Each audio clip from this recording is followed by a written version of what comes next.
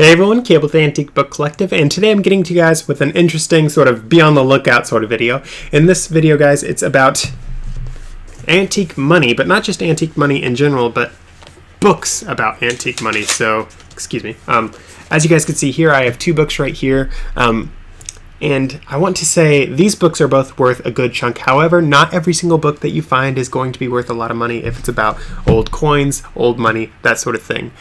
With that said, though, guys, I'm just going to show off these two these two books to you guys and explain a few things to you, and of course, share a lot of caveats with you guys as well. So first things first, this book right here, guys, I was not expecting this to be worth what it actually is worth. When I bought this book, I was thinking, okay, $15. Maybe $30 because it's a heavier, larger book. Sometimes people pay more for that. I didn't think to look at the little price tag on the bottom. I didn't even think about looking at that when I was buying this book because, as you guys know, I do antique books. That's more my focus. So, I mean, I don't always look at the ISBN code on the bottom. I mean, it's not always the first thing that I think, oh, I need to remember to look at that. So it was funny when I grabbed this book and was price checking it the other day. I was like, oh, this is worth a little bit more than I expected, and I was already a little bit prepared for it to be worth more, as I had already shared with you guys. I mean, the size, the weight, I was thinking it could be worth more. When I opened it up and was looking at it, I was like, yeah, I could see this be worth a little bit, and as you guys probably know, I am interested in gold and silver as, like, just a normal thing for me. It's not my main business, but it's something, well, technically it will be because I'm doing the gold mine, but you got besides that. But as you guys know, I mean, it's something I'm interested in, and because I'm interested in it, I knew that there are some of these books that go over the pricing of books, of coins and currency and that sort of thing. I'm like, okay, some of these are worth more sometimes, so let's just see. And this book, guys, when I was looking at it, I'm like, oh, this has some pretty cool info. Maybe it might be worth maybe $50 when I was going through it all, you know? It's like, maybe.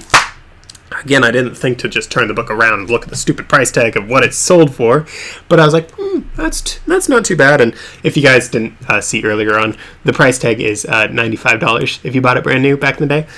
So just a little caveat right there. But again, guys, I mean, I was just looking this over. I'm like, pretty neat. I mean, it's in good shape. This is pretty cool. So maybe 50. I mean, it's a newer book, so it can't be worth too much. And then I hopped on at eBay, run my price comp, and I'm like, oh,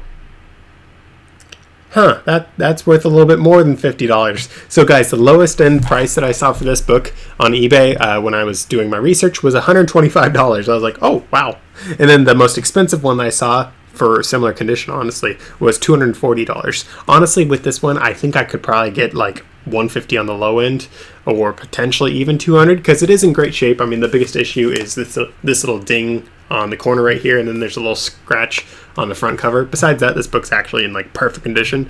And a lot of these books, guys, you'll have people that like write little notes in them, and those notes that they'll write might be like, hey, I think I saw one of these at the blah blah blah market 15 years ago. I wonder if I went back there. You know, like sometimes people will like write things down, write little notes on where they saw it, where they think they might be able to find one, that sort of stuff.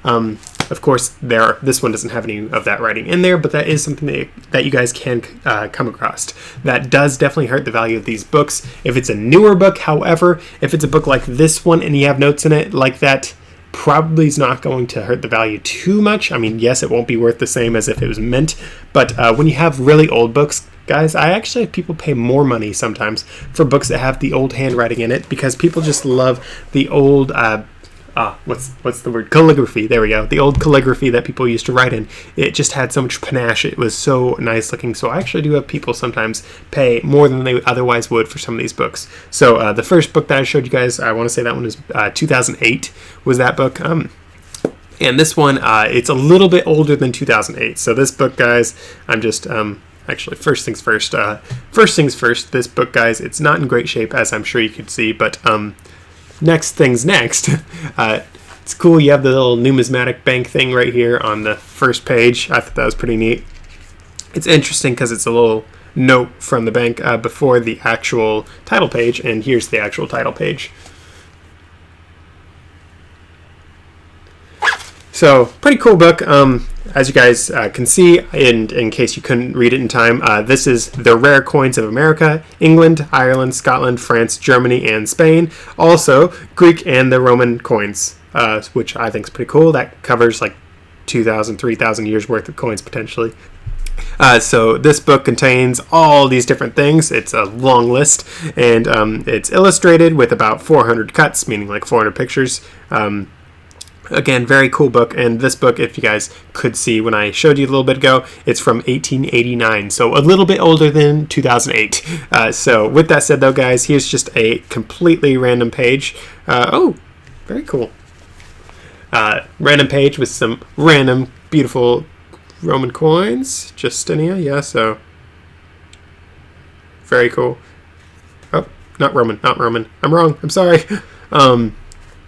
This is Spanish, I think, maybe. I don't know.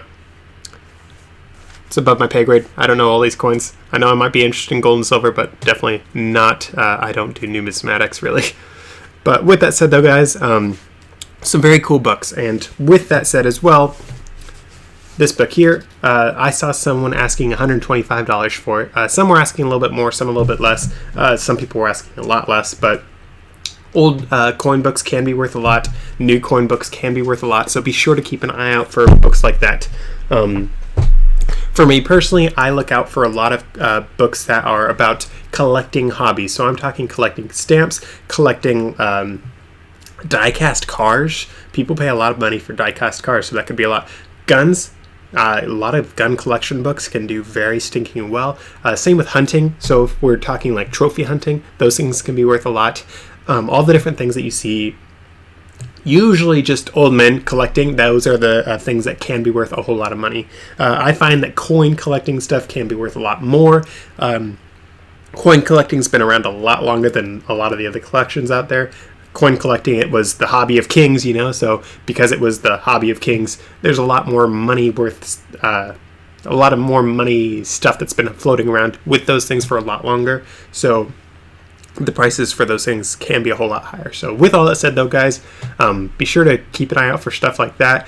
If you think that an old grandpa guy might be collecting that sort of stuff, then it might be worth looking into and seeing what it's worth. War memorabilia as well can also be worth a good chunk. So with that said, I hope this video was helpful for you guys. If it was, please be sure to subscribe. It helps me continue making videos. Be sure to check out one of my other videos as well, and I'll see you in the next one.